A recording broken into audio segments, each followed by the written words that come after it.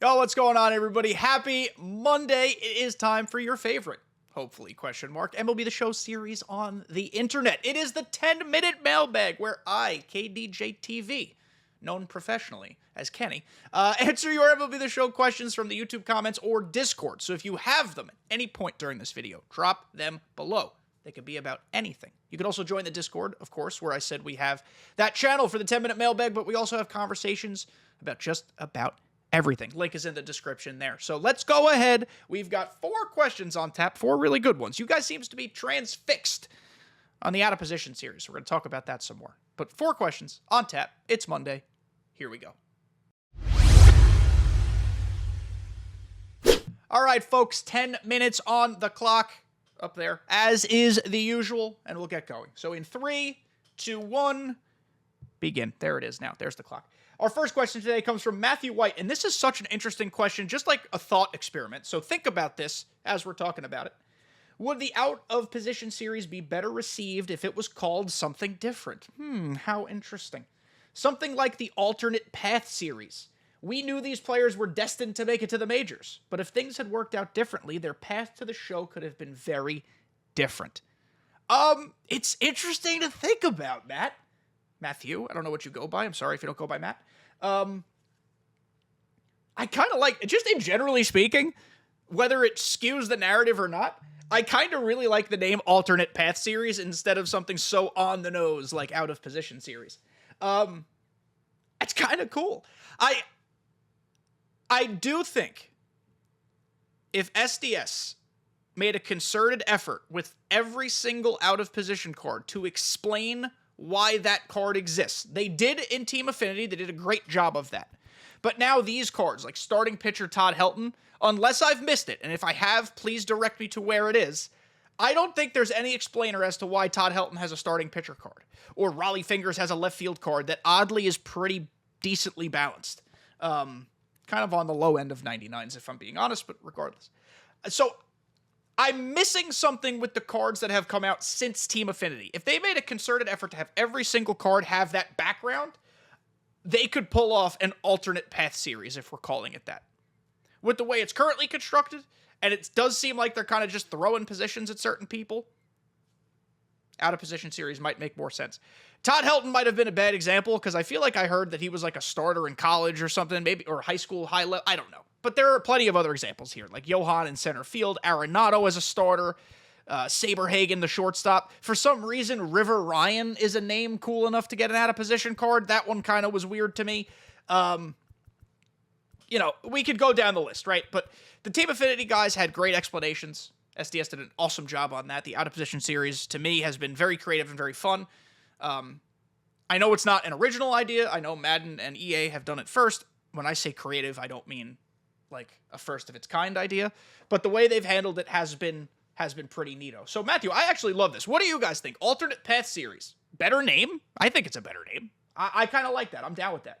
SDS, if you're listening, and we know that you are, maybe consider that next year. Just give it a little rebrand. We don't need to change the whole thing up, just a little rebrand. Next question from Robert Gauthier. I'd love to hear some playoff predictions. Real baseball. Maybe throw out a few players you'd be stoked to see potentially get a World Series MVP card if your prediction comes true. Okay, so disgusting Yankee fan here, as many frequent listeners know. For as many fatal flaws as this team has, which are many, I don't think the American League has any true top team. So I can see the Yankees making a run. The Orioles, while I think top to bottom offensively are more talented, I know they don't have the two like Judge and Soto. I think top to bottom they should be more talented. Their pitching has really been bad and hurt. Mostly hurt, but also bad. So I don't know about that. The Astros have been surging. Is it wrong that I still don't know if I can trust the pitching on that team? Maybe I'm wrong. Astros fans, please correct me or defend yourselves. And the Central, I can't. The Central? We're not going to talk about the Central. The AL Central isn't real. So, out of the American League, I think the Yankees can make it. National League, I think it's either going to be in the World Series, either the Phillies, as much as they've been struggling, and I know it, that roster is really good, and the Mets have been playing out of their gourd. And it pains me to say. Subway Series would be a lot of fun. The Dodgers are too pitching injured to make it. I can't see how they figure that out. I know they've been good in the regular season. I can't see them figuring it out. The Padres have some potential too. The Diamondbacks are really scary, but I think the Phillies, if they figure it out, can make it. And the Mets have been hitting the hell out of the ball and pitching well and doing everything good baseball teams should do. So those are my predictions. Let's say it's a Yankees-Mets World Series, because that would be neato and fun. A Lindor World Series MVP card would be unlike any Lindor we've ever seen, and we've already seen some really good Lindors. I don't even know on the Yankees who could, like, Austin Wells. Oh my God, an Austin Wells World Series MVP card. I feel like our boy Austin Wells has kind of gotten robbed a little bit over this last month or so. Sorry, I'm tangled in wires here. I'm trying to figure this out. There we go. Hold on. Sorry, I'm back. They gave us an Austin Wells card, and it's a Topps Now card that's kind of stinky caca. I mean, I know he doesn't hit lefties at all, so, like, I understand why his lefty attributes are bad. But imagine he has a World Series run where, like, he hits a tank off a lefty, and we have some excuse to jack that stuff up.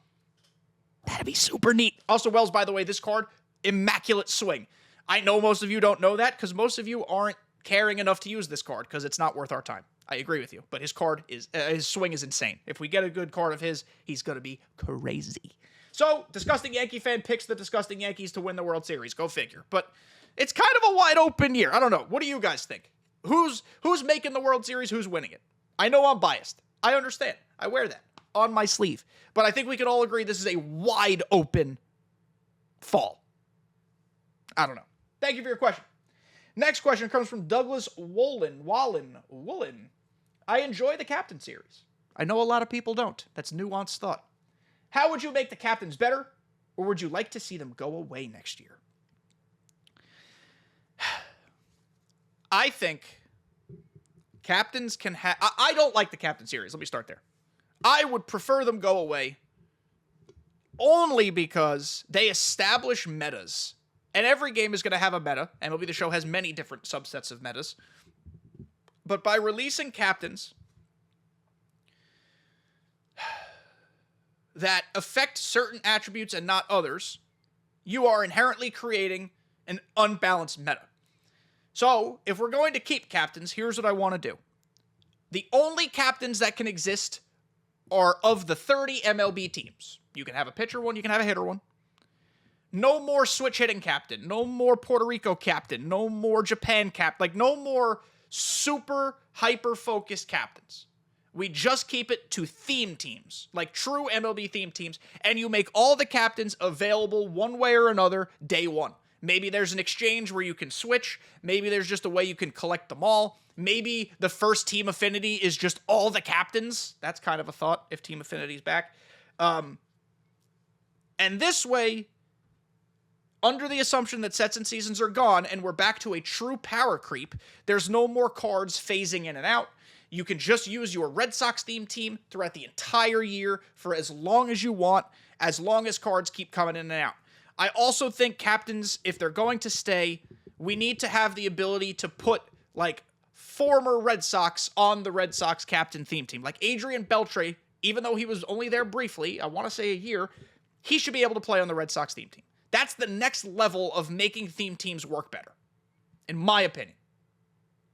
Now, I don't think we need captains. I think if we just remove them and still ran theme teams on our own without boosts, the game would be just fine. But people seem to like the boosts. I'm not here to tell you what you can and cannot like.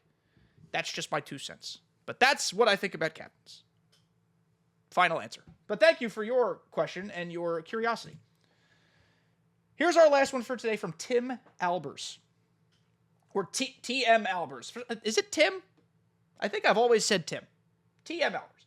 Would you be upset if MLB The Show 25 started using the players out of position series as early as season 1 and made it a common occurrence for all season? We're running out of time, so I'm not going to read the rest of this question. If you want to, you could pause it right now, read the question, and come back. If out of position stays, I don't mind if it is included early on. I don't think it can wholesale be included early on, because then you're using the gimmick way too early in the year. I think if, like, what am I doing here? If maybe early in season 1, There's like headliner 3 is like relief pitcher Jerickson Profar, like we just got, who's actually really good. I know he wasn't a headliner, but we just got this card.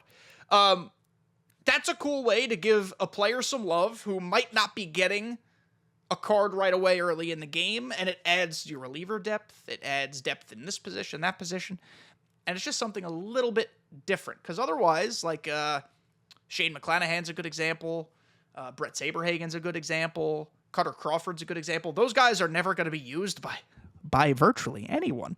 But if you give them fun cards in different positions in different ways, I think there's some value to that.